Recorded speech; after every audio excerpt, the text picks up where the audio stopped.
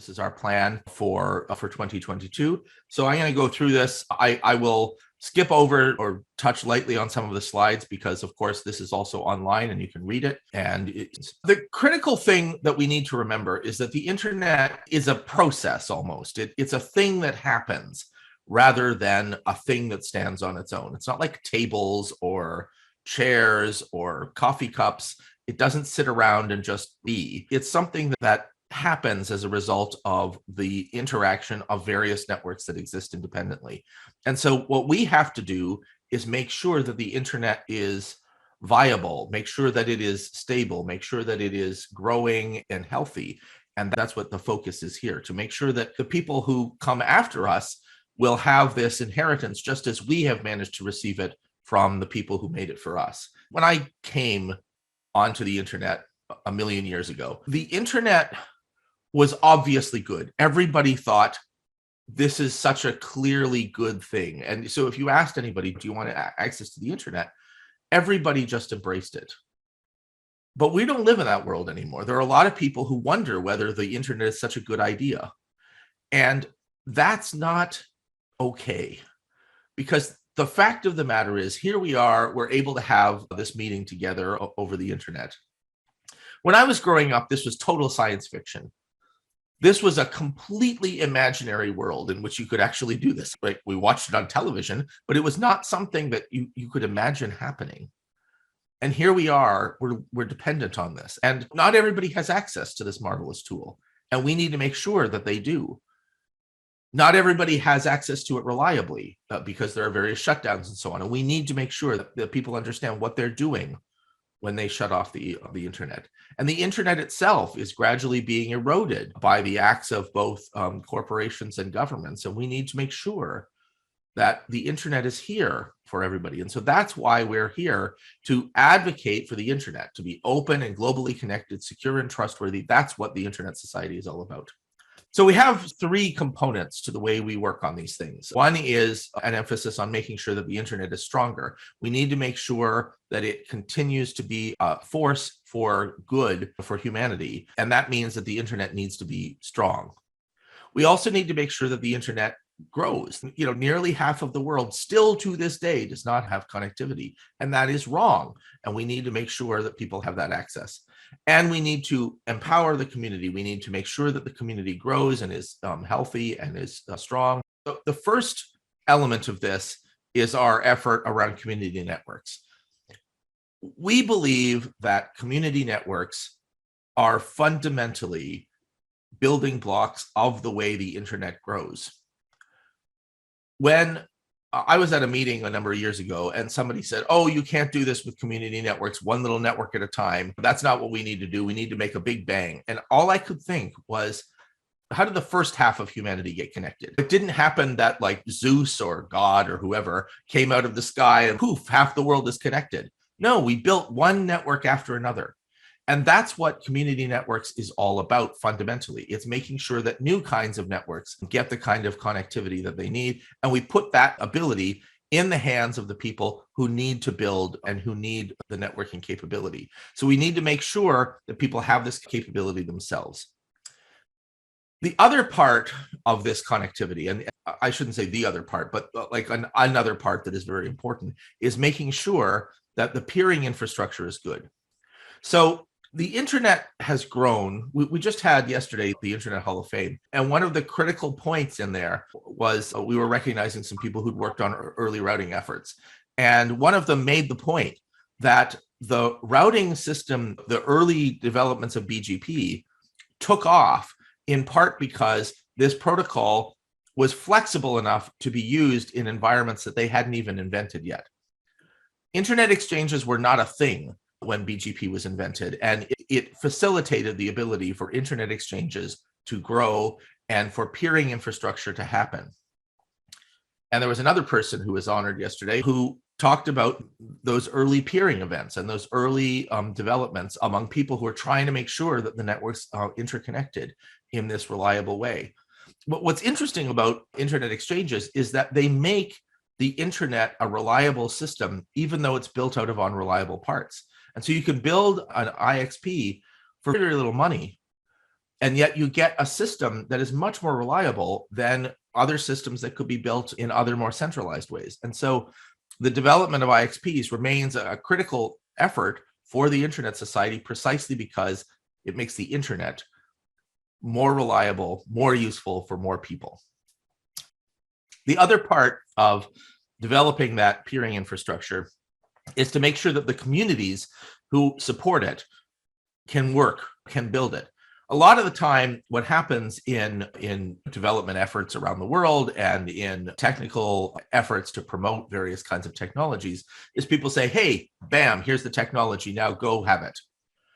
But that, of course, is not a reliable way to make a technology that is sustainable. What you actually have to do is build a technology that people can run and operate and so on themselves. And so that's the other part of building that peering infrastructure, is making sure that the communities who need to operate it have the understanding, have the capacity to make sure that this peering continues to work reliably.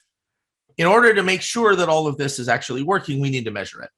And this has been an area where the Internet Society has been investing over the last little while. And of course, we're going to continue to do that next year. We continue to press forward with this. There was just another piece of it launched yesterday. So I think this is a great platform. And the nice thing about it is that it's a sort of clearinghouse. It's not that we're doing all of the measurement ourselves. It's rather bringing together a large amount of measurement from lots of different sources, because lots of people are doing measurement on the internet. But what this does is gives a way to see it and put it all together and make sure that we understand how the internet is supporting everyone. Another problem that we have, there's been a lot of question about low Earth orbit satellites. We're going to do an investigation this year to understand what all the hype is about and whether the hype is actually going to play out in reality, or if this is just going to be another promotion. So that's something that's coming, and we're developing a public position about this. So this will be an Internet Society position. This will go through our standard policy development process. Now, we need to make sure that the internet is strong as well. And the first one of these is to spend the last couple of years developing this idea of the internet way of networking. And now we need to make sure that everybody embraces it and everybody understands that the internet way of building networks is one way of building networks. There are other ways you can build networks. Telephone systems were networks. Other people have new proposals. But we think that the internet way is the best way for us all to depend upon. And so we want people to embrace that and make sure that this is the basis on which we're going to continue to build things.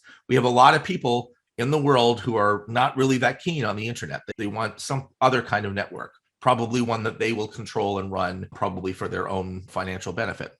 But we believe that the internet way, this one that is open, that is globally connected, that is secure and is trustworthy, we think that way is the way to build it. And we want to make sure that other people embrace it as well. Encryption is under threat. End-to-end encryption is a necessary condition for us to have the kinds of networks that we want, for us to have a system that is secure and that is trustworthy. We need it. And yet people are trying to take it from us. And that is wrong. And we will continue to work with our colleagues in the Global Encryption Coalition to try to make sure that this gradual erosion of end-to-end encryption does not continue, because it's very dangerous for all of us. Without this tool, we will not have the internet, because it will not be a trustworthy system. And so we have to have it. One of the reasons we have to have encryption is to secure global routing. We've got a system that is a network of networks. These networks interconnect with one another. And so they have to have a routing system. And that routing system needs to be trustworthy. And we've worked on this for a number of years now. The community is ready to pick this up and carry it forward. And so we've been incubating this for a long time, but now that community is ready, and they're saying, hey, we want to do this. And so we're supporting that. We're here to make sure that the internet community has the support that it needs in order to take over this important task. And that's one of the critical things that we're going to continue to work on this year. Securing global routing is just absolutely necessary to have an internet of the future. In order to have the internet of the future, we also have to have research. The future doesn't make itself. The future is made now. And what some people sometimes say is that the best way to predict the future is to make it. And so that's what NDSS, that's one of the things that NDSS is about. Investing to make sure that people have the ability to understand what the future is.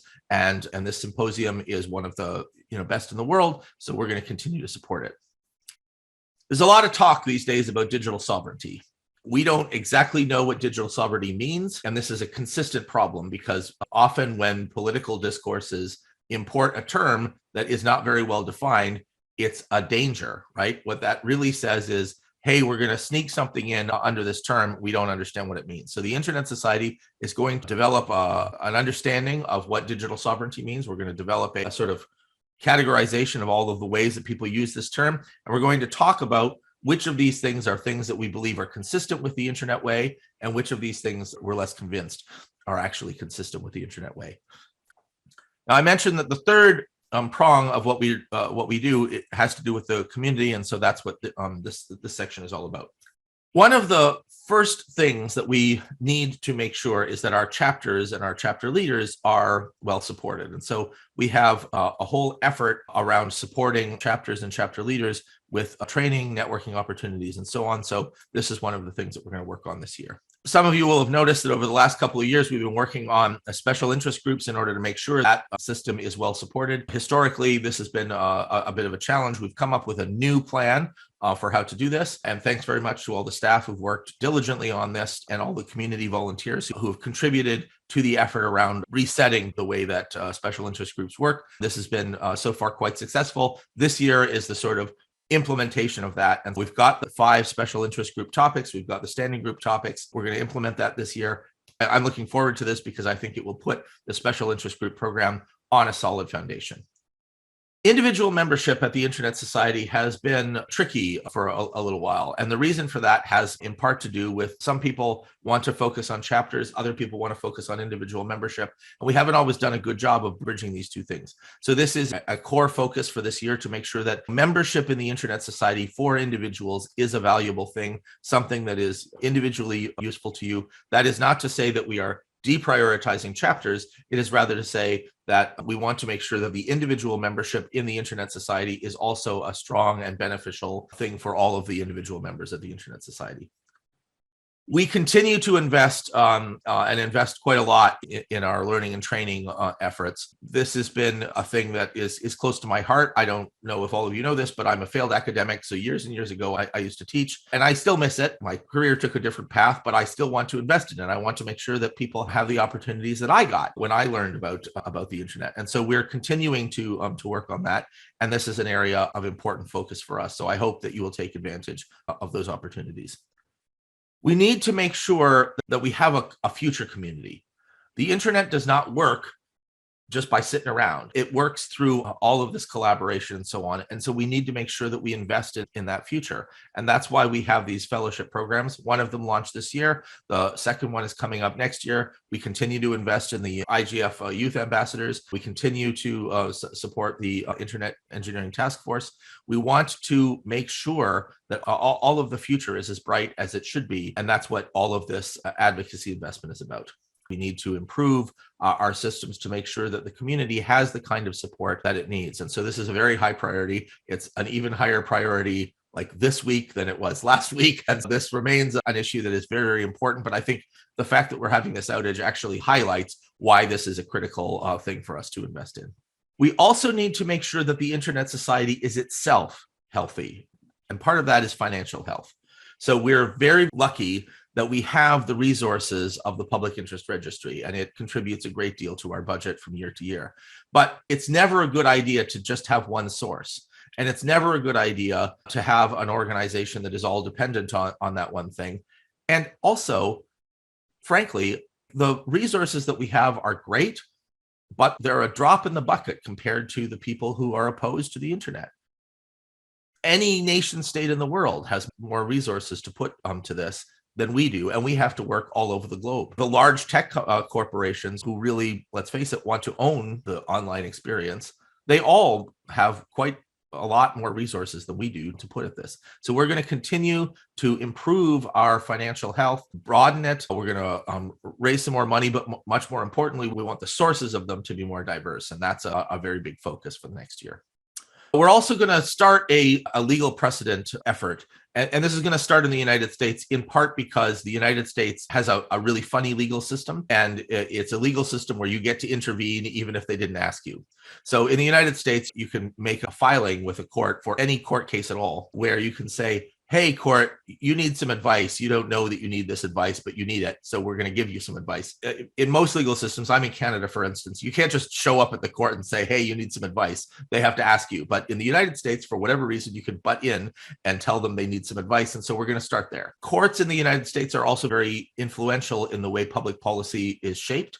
And so we're going to work on developing this capability in the US first. If this is successful, we're going to start with up to 6 cases. We don't know if it's going to be all 6. We're going to build this, and then we're going to potentially expand on this program in other jurisdictions according to their legal systems. But we're going to start in the United States. This is a new area for us, so we don't know how successful we'll be at it. That's why it's called out here as a special thing. That doesn't mean that we're stepping away from other kinds of precedential activity. We continue to work with governments. We continue to work in international organizations and intergovernmental organizations, just as we always have. But this is a new way in which we're going to try to build, promote, and defend the internet. We are, I say this all the time, and I think people are getting tired of me pointing it out, but it's really important. We're the internet society. Societies work when we work together. Societies fall apart when we work at loggerheads. So we need to work together to make sure that the internet grows, that the internet is strong. We need to make sure that our reputation as the internet society, and that includes all of the community, is this movement of people who are driven by this shared vision. Because the internet is for everyone. And we must not let that go.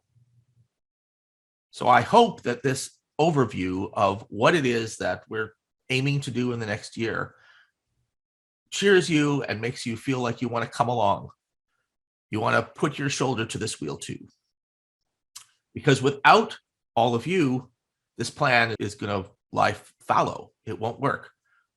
We need everybody in the internet society to make sure that the internet really is for everyone. Thanks very much.